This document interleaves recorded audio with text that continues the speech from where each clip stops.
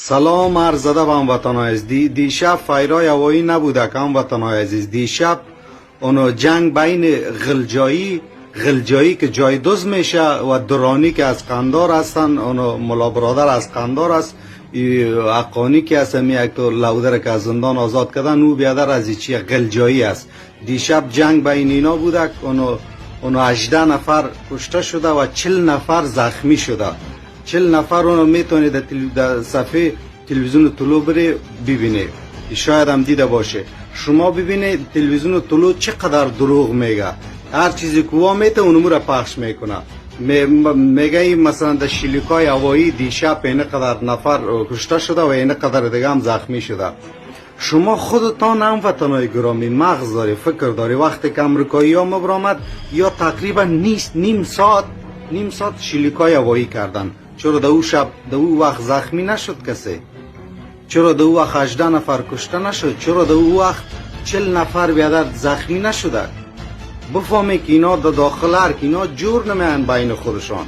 اینا اینمی 270 ساله که اینمی تباهی در او سرزمین است، اینمی باربریت است، اینمی برادر کشی است. مگم اشرف غنی نگفت که از احمدشاه عبدالی گرفته تا ما برادر کشتن بیادر به قدرت رسیدن. از این بعد هم روز خوشی رو در او سرزمین نمیبینه.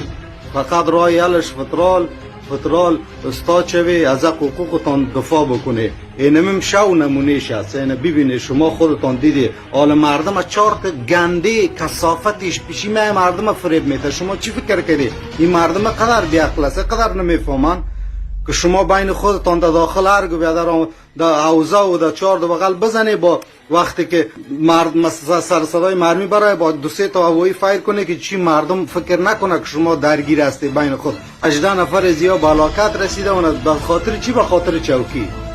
در 20 سال بیادر زیر نام دین مردم فریب دادن که ما جهاد میکنیم، ما این میکنیم، میال سر چوکی درگیر هستن. جهادی یا سر چوکی به خاطر چوکی بودن، جهادی یا سر به خاطر قدرت است.